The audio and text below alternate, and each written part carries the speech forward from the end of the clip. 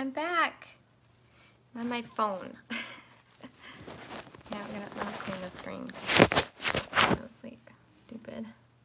Okay, guys, nobody's here. I gotta wait for you guys to come back. This is so terrible. I don't know what happened. It was like, you know, internet issue or something like that. I'm so sorry. So I gotta figure out how to prop this phone up because I can't hold it the whole time. Got 3 of you back. I'm so glad you guys came back. Thanks. I know, things happen, right? This is so frustrating.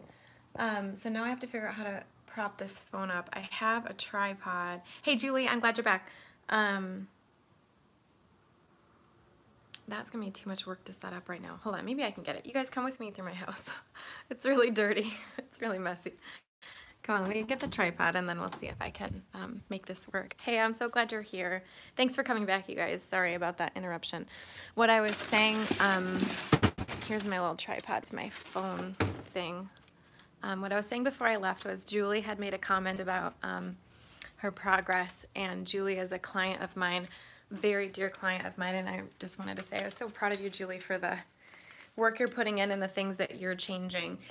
In a way, Julie, you're kind of doing the same thing I'm talking about with like challenging yourself to like give up things here, whatever, going on like little challenges yourself, which is pretty awesome. I think that's the hallmark of somebody who can do this kind of stuff long term, is being able to, I mean, I could just leave it where it is. Here, you know what? Here, let me try this. The hallmark of someone that's going to be able to be a nutritarian forever is someone who, hold on, I have a hydraulic desk, and so I'm using that right now. Somebody who can roll with the punches, change things as you go, and now it looks really weird, but I guess it is what it is, yeah? And who can adapt over time. Sorry, this is like the most interrupted sentence ever. The hallmark of someone who's going to be successful on this diet for the rest of their life is somebody who rolls with the punches and changes and adapts as they go to what they need as they lose weight and as their taste preferences change and things like this. Let me see if I can see the live chat. Okay, here it is. All right, good. Hello. So, Julie says I gave myself a haircut. You can only see my eyebrows. Okay, maybe I should put it on the tripod because that'll be easier. But I'll just talk while I'm doing that, okay? I'll be able to know that I can set it up how I need to set it up. Okay, so I was talking about Julie. Then someone else had said something in the chat, and I can't remember what they said, but it was about wanting to do a challenge or needing to do a challenge or something like that. And so I want to get into my little note card here about why challenges work and are super powerful. So that's what we're going to talk about now. I'm going to take this phone off of, oops, I think I just, this is like the worst. Hello, technology. Welcome to my life. I got to take the case off of this phone real quick and then put it in the tripod so it can be hands-free. And there we go. We're hands-free. Okay, so now I have to move all the things and look like a dummy while I do all of it, and we're live. That only took 3 minutes and 53 seconds. Cool. Okay, so here we are, guys. Thank you for being so patient with me, and thank you for coming back. I appreciate it. So why challenges work and are super powerful. So as I was saying, in my journey, challenges have always been kind of the thing that got me to the next level.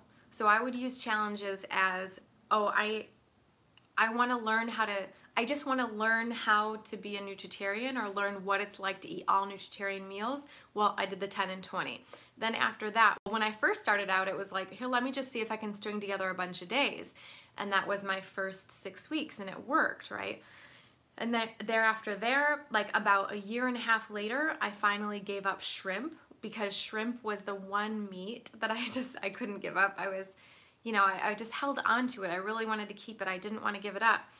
And I found that eating shrimp also made me eat a lot of like fettuccine Alfredo. So I said, all right, I'm going to give up the higher calorie things. And so that was sort of a challenge I put myself on, to kind of back off from seafood from meat in general. And I had already given up dairy, but I was always, vegan wife says it was her last meat too. Yeah, it was my favorite, but you know, you can move on from that. And so giving up shrimp also made it way easier for me to 100% give up dairy. Like I had given up dairy before. It's just whenever I would have shrimp, or I would feel like, oh, I should have some dairy with this, or like sometimes there wasn't dairy with it, of course, but it just kind of kept these things going along. And then finally I was like, well, I'm going to give this up too. And so over the years, I kind of gave up more and more. So the first reason why challenges work so well is because they make you rely on what I like to call a protocol. So when we talk about protocol, it's a set of things that you're doing, and it can be anything. It can change over time too. Every time you do a challenge, or every time you tighten up, so to speak, you can change your protocol. But it makes you rely on a protocol. Like you don't have a choice, right? So when you have that protocol, you say, this is what my protocol is for however long I'm doing it. This is all up to you what your challenge is going to be like. But when you do a challenge, it makes it so that you're just focusing on these things instead of not the things that you can't have. You're focusing on the things that you are having. And so it makes it easy to just know what you're going to be doing every day. The second reason that protocols work is because they help us lose weight, right? When we follow something very strictly, the weight loss is a little easier, especially if we follow something that's already laid out to make you lose weight. And what that does is it gives you momentum and motivation. And so those things all together in one, that is why it's such a huge, important thing and so powerful, because when we have all of those happening at the same time, it really works. And my client, Julie, I'm sure you would agree with this. We've talked about this a lot before. While you've been losing weight regularly, 4 pounds a month, 5 pounds a month, for someone else sounds really great, but for Julie, she had really slowed down in weight loss.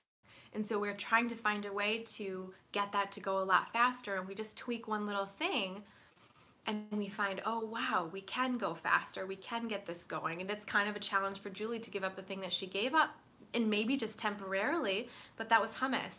And that's okay. It can happen for a while, and we just sort of, then we start wrapping our head around and we start working on our thoughts and going, oh, what happens when I worry too much about what I'm not having or whatever.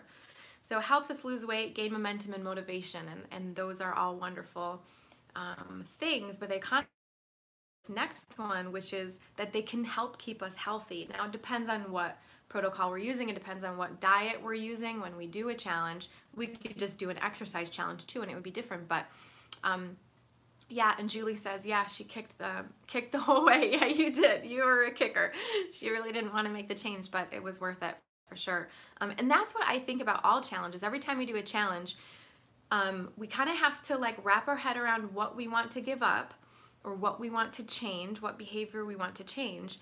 We have to wrap our head around it, which I think is a big part of it, but then also saying, okay, I'm ready to do this, I'm gonna do it. And then once we start doing it, we find almost 99% of the time that it's easier than we thought it was gonna be.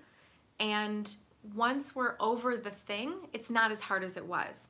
So it's not as hard as we thought it was gonna be. Well, that was the same thing, hold on. It was easier than we thought it was gonna be, and it's easy to keep the thing gone for a lot longer than we thought we could, right? We thought, oh, well, as soon as I get off the challenge, I'll have the thing again. But we've gotten so used to not having it that, you know, it becomes something that we're just used to. You guys are talking about coffee in here. So you're talking about giving up coffee. Okay, so this question, should I give up coffee or not? I've been standing up for like 2 days straight putting this launch together, so I'm a little tired. I was stretching for a sec, sorry. So coffee. I would say the one problem with coffee is what we put in our coffee, okay?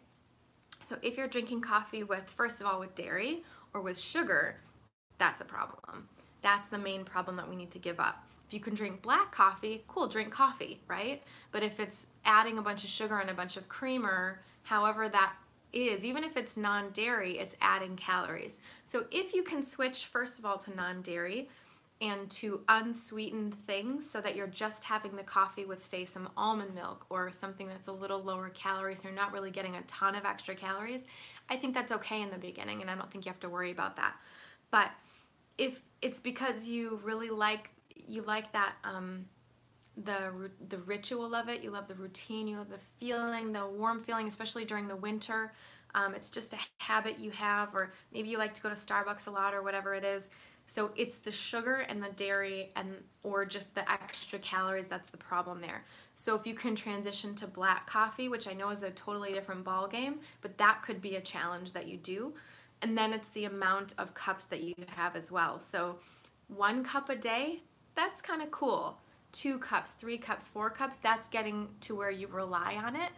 And it's important not to be reliant on specific foods for specific things, right? Like we don't want to be like if we ever wonder if we're having too much of something, most likely we are. If it's just 1 cup of coffee per day because you like it in the morning and it's just black or whatever, that's totally fine, right? But if it's getting to this place where it's about, okay, so Catherine says, that will need to be my first challenge. Coffee has to go, it's my crutch. Yeah, if it's about being a crutch, if it's about, this is the thing that kind of gets you through the afternoon or whatever Kate says, it's an addiction to when I get up in the morning. I tried to stop, but the side effects are too strong. No sugar with almond milk. My problem is with the energy boost. Okay, so this is your indication that is definitely something you need to give up. But I was listening to a podcast the other day about somebody who gave up coffee gradually, and they gave themselves a whole month to do it. And so in that month, they gradually reduced the amount of coffee they had. You know, each cup they'd reduce a little bit, or each day they'd reduce the amount of cups they had. And so by the end of it, he didn't have any headache symptoms. Him and his wife gave it up at the same time. They didn't have any headache symptoms because it took a month. Now, think about it this way. If it takes you 3 months to give it up and you do it slowly like that, that's better than not giving it up at all. So I always say, like, you don't have to kill yourself. You don't have to have that kind of migraine type caffeine withdrawal in order to give it up. You can do it slowly, but I would suggest if you can do it without sugar, or back off on the sugar and the creamer first, or whatever the things are that you put in it. This is a note for everybody. Back off on that stuff first gradually, and then back off on the amount until you're down to just 1 cup of black coffee. And then at that point, if you don't like black coffee, give up the coffee, right? Now, I like to drink matcha tea sometimes. I don't really, let's see, Chucktown says, I'm a black coffee drinker and used to be cream and sugar. It's easier to let go of the cream and sugar by adding a little vanilla. I couldn't get to the rest of the comment. These disappear and I don't know how to get back to them. Hold on, let's see if I can. Oh, there it is. Okay. By adding a little pure vanilla until you can go without anything in it. Cool suggestion. So you guys could try that maybe. So I like to drink matcha sometimes. I don't really drink it as much as I do put it in my smoothies lately. For a while there I was drinking it, but I drink so little of it. I do it like maybe once a day, once every few weeks, that I don't have any caffeine issues from it at all. And I drink it pretty weak too. And when I put it in my smoothie, I only have like a couple shakes of the little shaker in there. If you guys are interested, I have matcha on my website. It's like the best kind of matcha ever. It's my friend's company. Actually, she's from Japan. She's amazing. And she's got like a small business here. Beautiful, wonderful, fantastic. So if you're interested, get it from my site. But that's a nice way to go to actually get some antioxidants too. And it will give you a really nice kind of even caffeine rather than that sort of jittery caffeine that you get from coffee. Matcha has a nice even type of caffeine, so you could try something like that. But yeah, I think the gradual is sort of the way to go, and just, you don't have to do it all right now. Like, you can do a challenge if you want for coffee, but I think it's a little bit more difficult to give up something with caffeine than it is to give up a specific food, okay? Jackie, I'm so glad to see you, honey. Okay, the third thing that challenges can do that make them super powerful and make them work is that they can keep us healthy. So depending on what we're doing, especially if we're doing an eat to live type challenge, figuring out how to be, Julie says, it's amazing how you can give up stuff. I was a sweet cream cold brew drinker every day. I now only drink black coffee, no more than 2 cups per day. I'm keeping that for a while. She's like, don't take away my coffee. I'm with you, girl. I say the same thing. Please don't give up the coffee either. Like, leave it where it is. It's all good. I think, and I want to agree with you, it's amazing how you can give stuff up. Like, you don't think you can in the beginning. And that's like I remember, you guys, when I started my website back in 2012, February 2012. Oh my gosh, it's almost been 7 years. Wow. February 26th or 27th, 2012. My website was not about healthy eating. Like, let's get that clear. It was all about, I was like a foodie. I considered myself a foodie. You know, I was all about like, Julie and I have talked about this before, but I'm not going to get into it because it's all bad food, but I used to eat all that stuff. Gail, I'm so glad you can't wait for the challenge. I can't wait either. I'm so excited. I hope you guys are getting in on this while we speak, but I'll give you some more details in a second here. So I used to be a foodie, and then I found Eat to Live, and that's when my website sort of changed to being Eat to Live stuff. But as I started, I remember posting on Facebook one time, my Watering Mouth Facebook page back when I was a foodie. I'll never forget it. I wish I could find it, but it's not in the history. But I'll never forget. I posted, if I ever become a vegetarian, someone please shoot me. I thought it was funny, right? Like, I thought I was being funny. I was like a foodie, like blah, blah, blah. And I meant it. And all of my friends and everyone supported me. They thought it was hilarious. They clicked all the like buttons and they commented and blah, blah, blah. I'm with you, blah, blah, blah, right? Now I'm a vegan, strict, high nutrient vegan. What the hell, you know? So it is really amazing how we can change, and challenges help us do that. And so they can keep us healthy. That's really great, because if we follow a challenge like something like Eat to Live, we might actually get to a place where we've eaten a lot of greens, we've eaten a lot of nutrients, and it's become easier for us to stick to our diet and to stick to what we want to, because we're getting like these detox things. We're getting lots of nutrients in our body, and it's helping us. So this can be really helpful if you follow a healthy challenge to really step up your game with Eat to Live, because the Eat to Live foods themselves make it so that we have an easier time. Now, it's pretty subtle if you, but Jackie, for instance, I was working with Jackie as a client last month, and she had this moment where I suggested that she eat more greens. That's like always my answer to everything, is like, eat more greens, eat more vegetables. And the thing is, like, that's the answer no one ever wants, so they don't think of that one. But when I tell them that that's the way to go, I remember Jackie in the Facebook group was like, oh my gosh, it actually works. It actually does take away your cravings. It actually helps. It makes it easier. Yeah, and Trail Mama says she ditched oil. She never thought she would.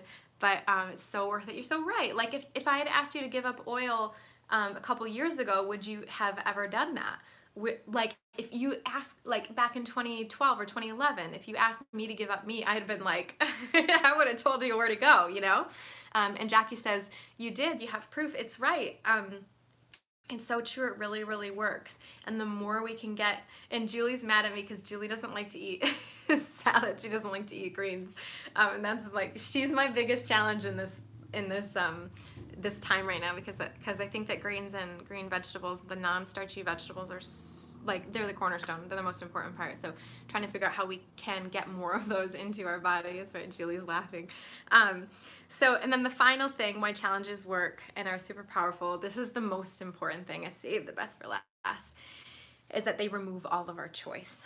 So I have been hinting at this for a little bit as I've been talking about this, but the removal of choice is really, it is exactly the thing that makes them successful, the thing that changes us.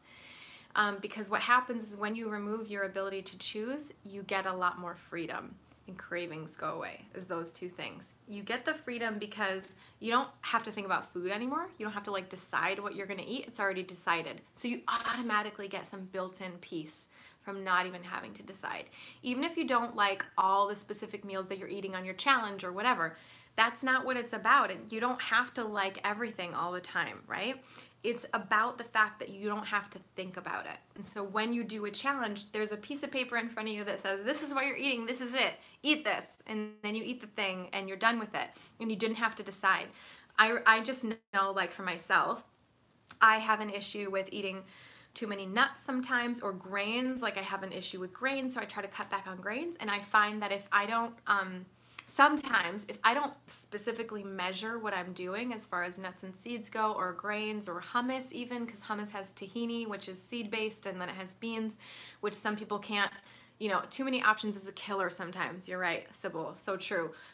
So these more sort of limited foods that we eat, sometimes if you eat too many beans, some people can gain weight that way. I do if I eat too many beans. I can't just have like a big hearty lentil soup plus beans in my salad plus this and that, or I would gain weight. You know, at this lower weight, it's very easy to gain weight. So it just depends on where you're at. But when you take those, so what I was saying was, like, if you're making a salad or something and you're sitting there putting some hummus in, and then you sprinkle little nuts and seeds, and you put maybe some quinoa in there or something. It's so easy to just sprinkle a little extra quinoa the next day and a little bit of extra nuts and seeds the next day. Unless you don't give yourself a choice and you say, I only eat this many of this every single day, that's it, that's what I'm having. So you don't give yourself the choice during those moments to kind of have a little bit extra, right? It's funny because Susan Pierce Thompson of Bright Line Eating talks about this a lot, and it's very true. I definitely think that Bright Line Eating is too restrictive for the most part. I think it's good when people sort of start out, they can have a very specific protocol. You measure every single thing, but Bright Line Eating is more about weighing your food. So it's a really cool book to read. If you guys haven't read it or heard about it, it's got some great stuff in the beginning about cravings and stuff like this. But the program, I think, is a little too restrictive, but she talks about this all the time, about how it removes that choice and it takes away a lot of that, just the thought process around what happens when you're preparing a dish.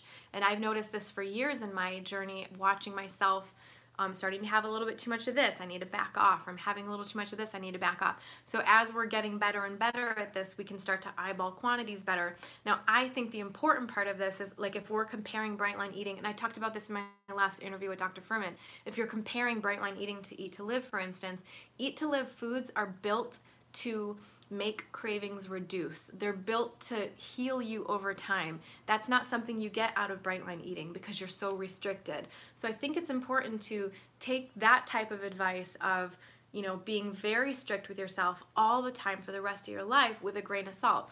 Not literally, figuratively, but because it's important for us to still have some freedom in our life and to be able to heal ourselves and learn how to feed ourselves properly over the years and just get better and better and better. And that takes work, right? Like, it takes work to learn how to deal with our mind and to get better at quantities and to figure out exactly what we should be eating, to get over all the stuff that's out there in their environment and in our families, it takes a lot of work to, like, get to that place where we're feeling good about it. But I think that work is the most important work we can be doing, because that's what really leads to freedom, instead of, for instance, in Bright Line Eating, being shackled to a scale for the rest of your life and having to weigh every single thing you put in your mouth. I don't think that that's the solution. I think that true freedom comes from figuring it out for yourself over time. Even though it's harder, it is the harder way to do it. It's the better way to do it because it leads to more freedom. And I want to say, as an example, I'm an example of that. I went from, you guys saw, if you guys are catching this second video here, this is the second live stream I did today because we had technical issues. So watch the beginning of it when we were first talking about this. I was showing some personal videos of my journey and where I came from weight-wise and where I am now. So let me just look at the comments real quick and see where we're at. Krista says, I never thought I would stop craving chocolate, but the more I eat this way, the cravings do go away. If I try those foods again, I don't like them anymore. That is so true, Krista.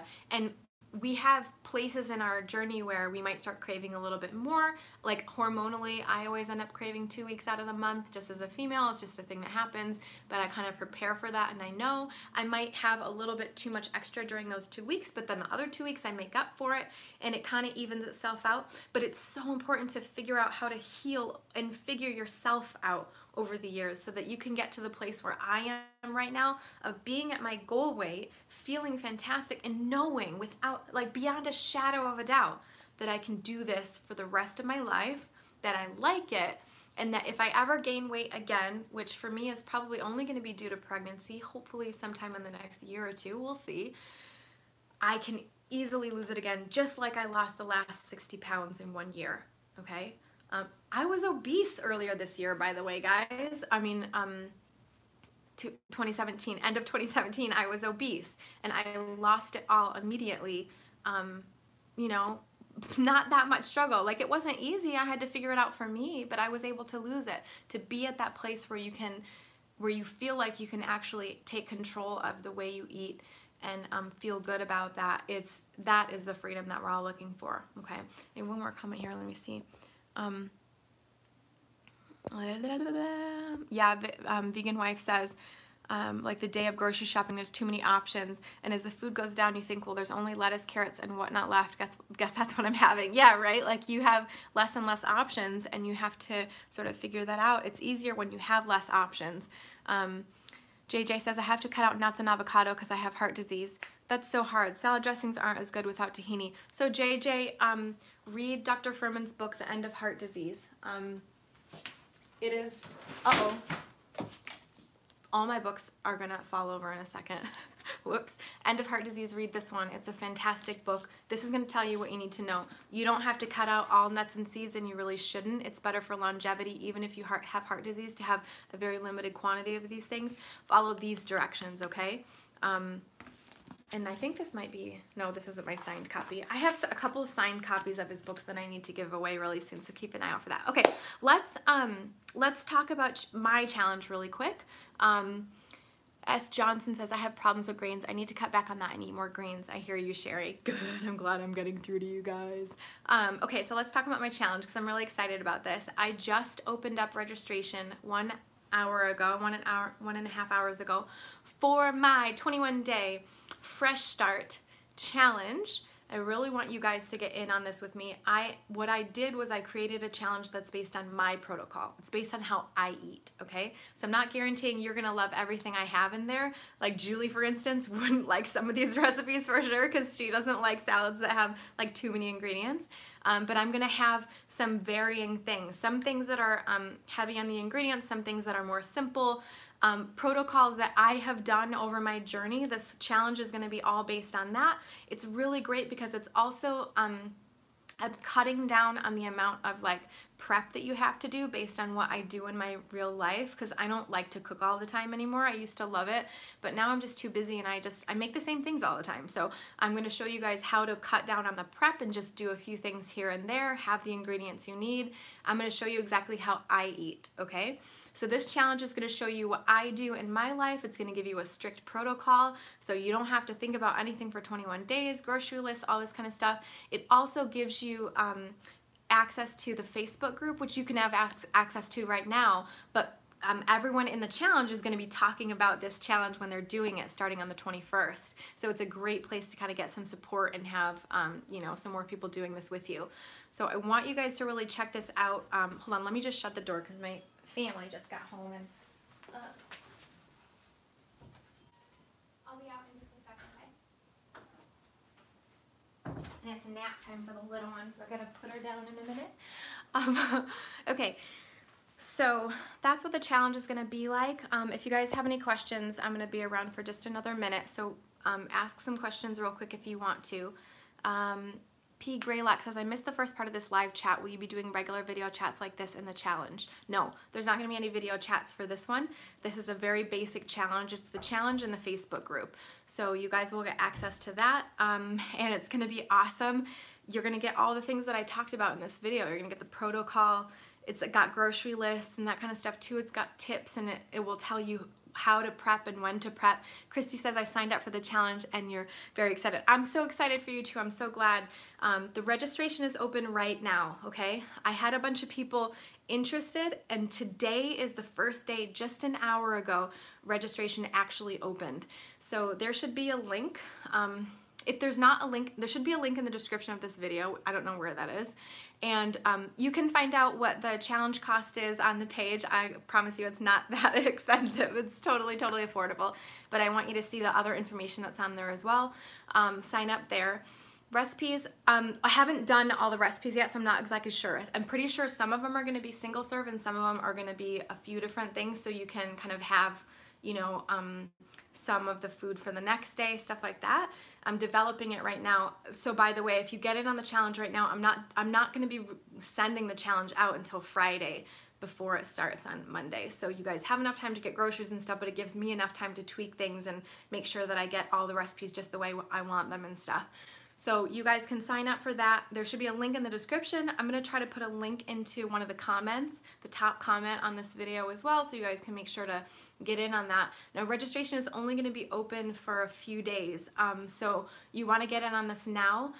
And if you don't get in on it now, you should probably sign up for the email list, because I'm going to put a link for that in there too, because the email list is going to tell you, like, if you're not going to buy it today, sign up for the email list. That's the thing you should do today, because if you're in the email list, I'm going to give you the warnings about when I'm closing the cart. I'm not sure exactly what day that's going to be, but it will be just a few days, okay? So I hope you guys can join in on this challenge. You guys are going to get the benefits I talked about of challenges when you join this one. You'll learn a lot about how I eat as well. Kate, let me answer that question in 1 second. You'll learn a lot about how I eat, and then you can tweak. You're going to be able to learn how to do repetition as well, and learn how to get in the habits of creating certain things for these few weeks. So it's going to give you a really good nutritarian information. And then Kate asks, what if I don't have to lose weight?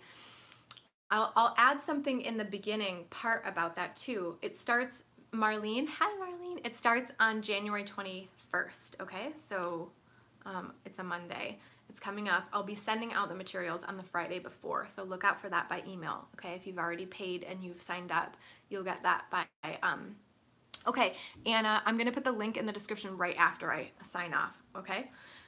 So the question I think Kate asked was, what if I don't have to lose weight? Great. What you're gonna do, follow the challenge the way it is. You can learn a lot. You can probably just learn a lot about prep, because that's a huge part of this, is showing you how I prep, so I don't have to prep all day long on a Sunday. Like, I refuse to do that anymore, right? So if you're gonna, if you don't wanna lose weight, what I would do is just increase quantities of nuts and seeds, add some grains in if you want. There's not gonna be a ton of grains in this challenge, just because it is more of a weight loss thing. But I would definitely say just add some more nuts and seeds. You're one of the lucky ones that gets to add more of the fun stuff to your diet, so you don't lose any weight, okay? But you will learn lots about prep. You can get a lot of community interaction and seeing what people are eating and how they're changing things around too. Ask questions, and yeah, I think it's gonna be good for anyone in any situation. I had someone ask if it was okay if they were pregnant to go into it too, and I would say, like, I'm not a doctor, not medical advice, but I would say same kind of a thing. Make sure that you just increase your quantities of food, get a lot of fat and protein. Make sure you eat more nuts and avocado and things like that to get more calories, to make sure you're cool. But yeah, it's gonna be great for sort of detox. And Julie says, totally on board with ETL, but I just can't figure out why I spend so much at the grocery store. It's weird. I think I buy too much and end up wasting too much food. Shopping list will help. Yeah, so I agree with that. That's hard in the beginning, and I had a lot of waste in the beginning too. I think it's more of a matter of, like, when I'm talking about a protocol and just doing one specific thing, like you eat just this set of meals over and over and over again, and you switch up things so they taste different, like we talked about on our calls, Julie. When you can switch them up and get good flavors and stuff, but you're kind of doing the same protocol all the time, you start to learn exactly how many heads of lettuce you need to buy, or exactly how much of this you need to buy before it goes bad. And then if it starts to go bad, what can I make with it? Oh, I have a bunch of veggies that I need to use up. Throw them into a stir fry. Throw them into a water saute, right? That's usually what I do, is either throw them into a water saute or a veggie bean soup, and then I freeze portions of it so I can have it later. That's kind of my catch-all for everything if I end up with extra produce. And you can do the same thing with greens, where if you want to just blend the greens down and say some water or almond milk and freeze portions of it, you can put it into your smoothies like ice cubes too, and that way you don't really waste anything, you know? Okay, I gotta go, because I have to do this other Facebook Live, and I gotta put my baby down and everything. So I thank you guys so much. I'm gonna put the link to the challenge and the link to the email sign up list right after I'm finished with this video. So if you guys are interested in joining the challenge, I would love to see you in there. It would be fantastic. We're gonna have a great time. And yeah, thank you so much for spending some live time with me, you guys. These are my favorite videos to do in the whole world, and I just appreciate you and your participation and presence so much. So thanks for supporting me in everything you've done so far, and I hope to see you guys in the challenge. And TGIF, happy Friday. Okay, bye guys. Mwah! Thanks for dealing with all the technical issues too. All right, how do I shut this thing off? Like, I really